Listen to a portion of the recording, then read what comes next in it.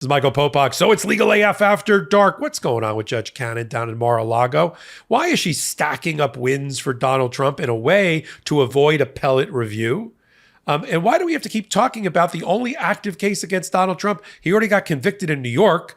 D.C. is stayed. Georgia is stayed. Now we're on to Mar-a-Lago, where Donald Trump's lawyers are training their sights on what appears to be a favorable judge bending over backwards to help Donald Trump. We break it all down for you the way that we know how to on Legal AF. Take a listen. So let's talk about Cannon. Speaking of potential future, pardon me, mistrials.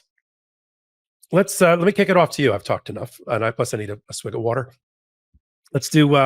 There's a whole bunch of motion practice. The judge seemed to grant some that seemed to favor Jack Smith. Then she granted some for Donald Trump about certain allegations of the quote unquote speaking indictment that she seems to have a lot of trouble with.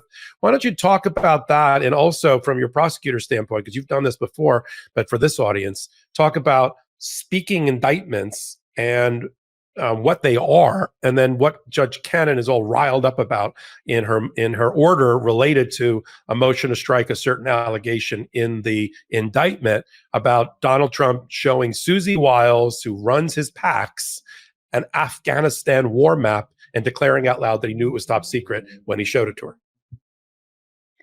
You know, first of all, let's just talk about indictments in general. An indictment is a piece of paper, right? And I say that because a judge will instruct a jury at trial that an indictment is nothing more than a piece of paper. It's not evidence. It doesn't mean anything. And because there's an indictment, it's nothing more than informing the defendant about the charges in a particular case. And an indictment comes from a grand jury. It means that 23 people, give or take, at least 20, or usually around 23 people, have heard evidence against somebody and have decided there's enough evidence to bring particular charges. And in the grand jury, it's a different legal standard. It's not proof beyond a reasonable doubt. It's just probable cause, which is a much lower standpoint or burden of proof. It just means there's reasonable belief that, or probable cause to believe that a crime occurred. And there's no cross-examination of witnesses. There's no openings. There's no summations. It's just literally you go into the grand jury and you present a bare bones, just enough evidence to get past the hurdle of that there's enough to charge someone with a crime. And so normally, because that's what grand jury indictments typically are, normally an indictment itself is very quote unquote bare bones, meaning it just usually lists the date, time, and place of the occurrence and what the charge is, and then one or two sentences about what the facts are. So let's say it was an assault case. It would be on or about July 4th, 1776, the defendant in the county of New York committed the crime of assault in the third degree by punching a red coat in the face. I mean, literally, that's what you'd say, or punching him in the face and causing substantial pain and physical injury and bruising. And that's it. That's enough to be in an indictment. That's what you would allege for an assault case. So a speaking indictment is when there's much more than that, when there is more language that goes in, and essentially it tells a story. And that usually happens in conspiracy cases or in RICO cases. And those are the two places you'll get a speaking indictment, or you'll get much more facts. And the reason is because you want to be able to, the elements of conspiracy as well as the elements of RICO have this added thing, which is basically predicate acts or overt acts, meaning there are actions that you took in furtherance of the conspiracy or in furtherance of the RICO, but they aren't necessarily criminal. So, for example, if you have a conspiracy to rob a bank, you let's say you agree to rob the bank, you and you agree that it's going to be a particular bank, but you don't actually go do it because you get caught ahead of time. You could still be charged with conspiracy to rob the bank. They're going to make you list what are the overt acts in furtherance of the conspiracy.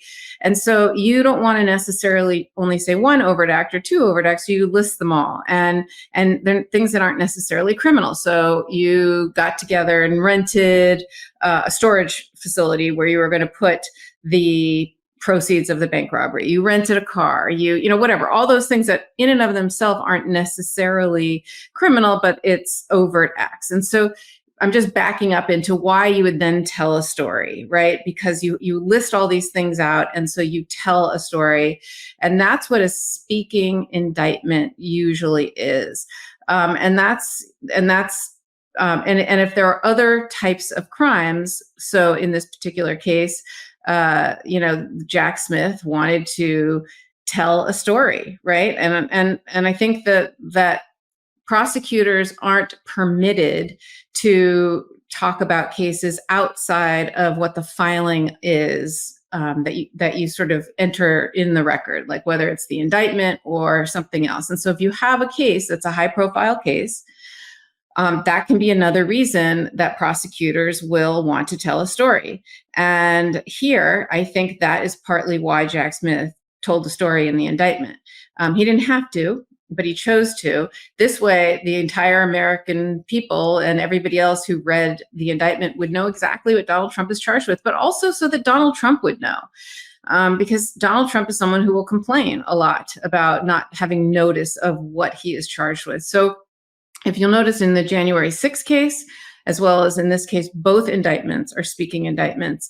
And in the case that we just had, the case in front of the Manhattan DA's office with Alvin Bragg, although that defendant was not charged with conspiracy, that case, Donald Trump in that case was not charged with conspiracy, although there was a conspiracy was an element of one of the crimes, but that was a bare bones indictment that is the type that I just described. But they filed with it a statement of facts because, again, giving the defendant notice, that was sort of in place of a speaking indictment. So all of this, Can I ask you a question before you move on? Yeah. So from your perspective as a former prosecutor, given Donald Trump's status as a former president of the United States, the public interest in the case and injustice, the due process that you just talked about, and the public's right to know, would you have used what Cannon has sarcastically and critically referred to as a speaking indictment, or what she referred to as a portable closing argument for Mar-a-Lago, New York, DC, and Georgia against Donald Trump? Yeah, so it's clear what she thinks of it. And by calling it those things. I think, look, I'm the kind of person, and I was the type of prosecutor where I think more information to the defendant is better, right? I was never a hide the ball prosecutor. I used to give over more of my files than I was required. I didn't think I had to play games and hide anything. And so I think the prosecutors who actually take the time to do this is a good thing. It's a good thing for the defense. It's giving them because if you don't do it, then they're going to complain, well, I don't even know what I'm charged with. I don't even know what I'm supposed to prepare. I don't know what the evidence is going to be against me. I don't know what the issues are. And by doing it like this and really spelling it, I mean, you know, by calling it a closing argument, what she's basically saying is she's basically accusing them of trying to spin their case, which is BS, okay? Really, because if they didn't do this and they just did a bare bones indictment, guess what you'd hear? You'd hear the same stuff that Trump was saying in the Manhattan DA case, which is, I don't even know what crime, what's the other crime? I don't even know what I'm charged with, even though he did, because the statement of facts said it, okay? It was filed the same day as the indictment. He had the information.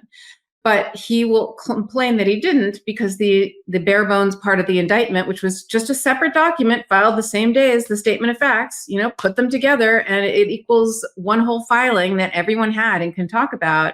He still made that claim. So if I'm Jack Smith, I think it's super smart again, here we are trying to fend off things, thinking, oh, he did this, let me do that, and it'll stop him from doing this. Then they do something else. So no matter what people do, trying to fend off the criticism of Donald Trump and give him what he purportedly is asking for, which is more information and to understand and know what the charges are, he'll still complain. He'll complain and he'll get Judge Cannon to do his bidding and say what, call it what she just called it, and kind of, skeptically and kind of, accusatorily claim that there was so much sarcasm or innuendo in her language there. Clearly she disfavors it, and so she struck some, but she left it mostly intact and only struck a small part of it. So it is proper, it is lawful, it is legal, and it's in an effort to give the defense more information than you're legally required to. Yeah, that's a great overview that really only you can give about the speaking indictment and the purpose of it. Instead, Cannon, who's never tried a case apparently in her life, she was an appellate lawyer for the Department of Justice before she took that position. She only had about, I think I counted them up one day, less than 10 total trial days under her belt as a new judge in the Southern District of Florida before COVID hit, and then this indictment.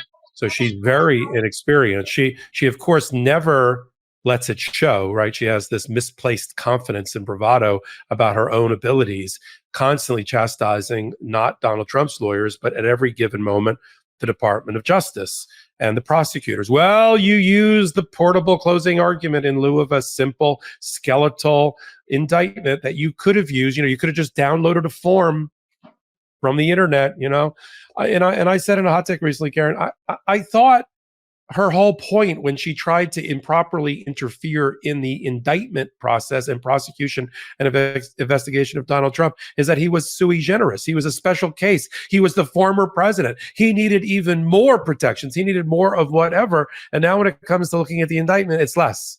Less is better. Why did you say so many things? And then the whole thing that she missed, I'll pick up on this one, is what is the 404B, Rule 404B under the federal rules of criminal rules, what it means about unindicted prior bad acts. And they're not, but we all agree that bad act in the indictment of as alleged, of Donald Trump showing Susie Wiles. It wasn't identified as Susie Wiles at the time, but we know who it is now. Well, the entire jigsaw puzzle is done except for like one piece, and we know it's the Empire State Building. Okay, so it's Susie Wiles. So he showed Susie Wiles, the head of his pack, an Afghanistan war map that was still, kind of current, and then told her out loud, I should not be showing you this. Don't get too close. In other words, it is classified and top secret, which completely undercuts one of his defenses, which was, I magically made the classifications disappear with my mind. I thought about it. I said, they're declassified. Poof. And they are. Like it's a magic trick of some sort. And so if he really thought he had declassified everything on the way out of the White House, so that everything that he had in his possession that he was hiding, doesn't explain why he was hiding everything from the Department of Justice, the FBI, and even his own lawyers. But having said that, if he really thought that he had magically changed the character through a fit of alchemy of the actual documents, then what did it matter? And why didn't he just tell Susie Wiles, come on over here, I declassified this already? And so it doesn't go to prove another bad act that he committed the indicted counts. That's the wrong way to use evidence against somebody. But motive and intent can be shown under the second aspect of the Rule 404B. She completely ignores that argument. In fact, in less than 3 lines, she just dispatches it and says, you can't use that type of evidence under 404B to prove conformity with the criminal conduct that's been charged. Yeah, we agree. But that's not what they did. And that's not what the special counsel told her in the briefing that they were using it for. They were using it in the indictment to show intent and willfulness. Now, she said, I don't want to see it in the indictment, mainly because she hasn't made the decision yet as to whether the indictment as a document, as an exhibit, if you will, is going to go in with the jury on deliberation. So she's sort of bending over backwards, like, well, I haven't jump from that bridge yet about that particular piece of evidence. So I need to have better context and understanding. So take it out of the indictment. So she struck paragraph, I think it was 36 or 66, one of the sixes from the indictment. Thank you. Thank you, Salty. 36. Yeah, I was right the first time. On that grounds, leaving. And then if we're trying to read the tea leaves, does this mean that when it comes to other substantive motions to dismiss that are still pending before Judge Cannon or will be apparently filed, since we have all the time in the world for this prosecution, you haven't brought all your motions by the appropriate date or deadline? That's okay. There's no date or deadline. I'll just let you keep filing things. Like Walt Nauta, remember that motion to dismiss I told you to file? I invited you to file and you missed the deadline? It's okay. Here's a paperless order that'll cover you. You can file it now. We got all the time in the world. We're having a party in my courtroom. We're going to have a hearing in about a week or two about whether, because she finds it interesting, Karen, whether the special counsel has been properly appointed and is therefore a valid delegation by the Department of Justice and by Congress, and how it gets funded. She finds that interesting. You know who doesn't find that interesting? Any of the other federal trial judges, any of the other appellate circuits, and implicitly the Supreme Court. And yet she's like, that's very interesting, this academic argument of whether there should even be a Jack Smith. That's a great way to get rid of the indictment in the criminal case. Just get rid of the special counsel. So she finds it so interesting. She's inviting others who are not parties in the case or the lawyers there to argue in front of her, like those that filed their amicus briefs. I'm like, what in the AF is going on in Fort Pierce? We're just letting drive-by strangers to the case who just decide to lob in a brief to come in and argue in front of her. And of course, 2 out of the 3 are Trumpers. 2 out of the 3 are MAGAs. She lets in one that really supports the coherent, legitimate exercise of that delegation. So, Cannon, I thought when you said you were all jazzed up about this episode, there's so many things to get jazzed up about in this particular episode. But what just thought it was going to be about her. Yeah, but give me your overview. You have strong opinions about, as a prosecutor, about judges. Have you ever seen a judge who seems to? I mean, look, not all. Let's just put our cards on the table. I've been in front of hundreds of judges in my career. So have you. They are, by and large, especially the federal court, they are very, very credits to the legal profession and to the bench, by and large, with some exceptions. I've had some magistrate judges I've slapped my forehead over. I've had some federal judges and I've had some state judges. But I've never observed a judge who's administrating, at least that's what he calls it, justice, the way this particular judge is doing towards Donald Trump and putting her thumb on the scale of justice in favor of the defense and against the prosecution. Have you? So look, back in the early 90s, there were some state court judges. We had Turn 'em Loose Bruce. He was a defense-oriented judge who you could just predict what he would do. You had some other hardcore people's prosecutor, we called them prosecutors, judges. You could kind of tell what they were going to do. But that was a long time ago. You don't see that anymore, and you never saw that in federal court. Federal court judges are supposed to rise above, all of that. And it's interesting because, as you know, people were criticizing Judge Merchan for donating that de minimis amount of money to the to some left wing, Vote Blue or something, and I think $15 of it went to Judge Biden or the Biden campaign, and everyone was criticizing, saying, "Well, he can't be fair and impartial." And it made me really think about this, because judges, the whole selection of judges is partisan, and no matter where you are, state or federal.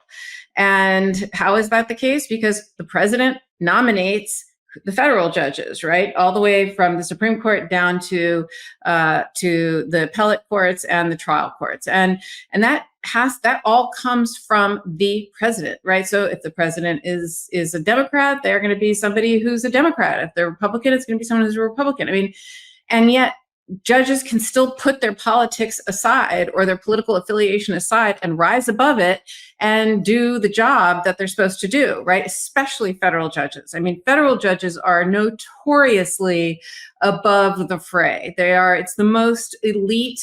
It's funny because people always say federal prosecutors are elite, and why would Matt Colangelo have left the Department of Justice to go to the Manhattan DA's office, that lowly office, to prosecute Donald Trump? Why would he do that? It's clearly he's clearly went just to prosecute Trump, and I took issue with that because I don't view the Manhattan DA's office as beneath the U.S. Attorney's Office or federal prosecutors. I know I'm biased, but I disagree when it comes to judges. When it comes to judges, there is definitely a prestige to the federal bench over the state court bench. And that's nothing against state court judges. It's just that is the most prestigious lifetime appointment you can get.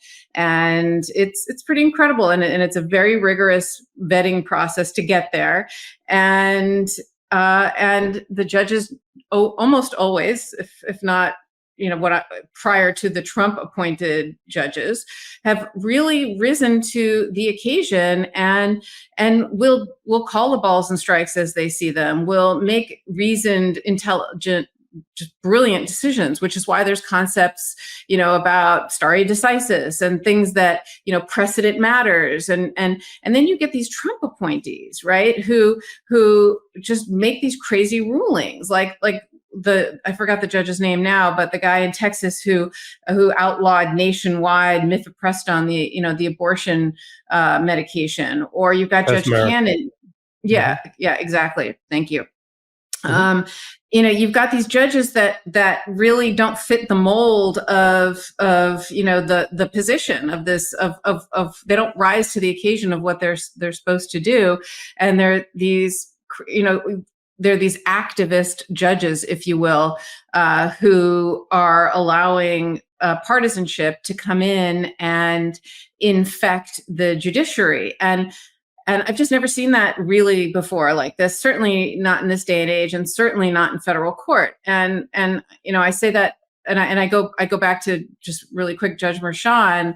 He's just not partisan, just because this small donation, and every single judge in that courthouse will either have been appointed by a Democrat or appointed by a Republican or elected under the Republican line or the Democrat line in New York State Court, and every other judge position in this country is similar, right? You have to either be elected by a party or nominated by a person, and they all can put that aside. The Trump judges are different, and the Trump appointees are different, and not all of them, but Judge Cannon, I've just never seen anything like this. And I've said many times on this podcast, I struggle with criticizing a federal or any judge because I revere judges. I'm taught to revere judges. I'm an advocate, right? When I'm either representing a defendant or I'm a prosecutor, I'm an advocate. I go and I give my strongest position, but I do it partly because our system, depends on, the push pull, and then the judge from the top, sits on top of all of that and does what's fair, and does what's right. And kind of sifts through all of that. And Judge Cannon, unfortunately, she's like a second defense attorney in this court. She's not being the neutral arbiter that justice requires of a judge, especially a federal judge, sitting and sitting with one of the most important cases of this country, right? Not only is he a former president, he was in possession of some of our nation's most secret information and really not taking care of it. So, and potentially waving it around and leaving it in boxes, spilling all over the floor, in unlocked rooms. I mean, this case is so serious.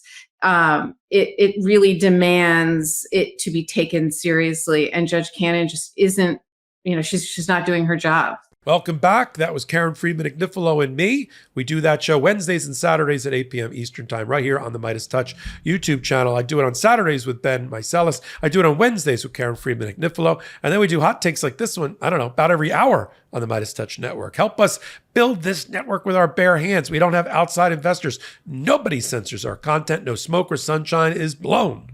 So if you know about Legal AF, we thank you for being part of our audience. Take the clip, send it off to people in your life, and ask them to join our audience. If not, this is the first you've heard of Legal AF, how's that possible? It is possible.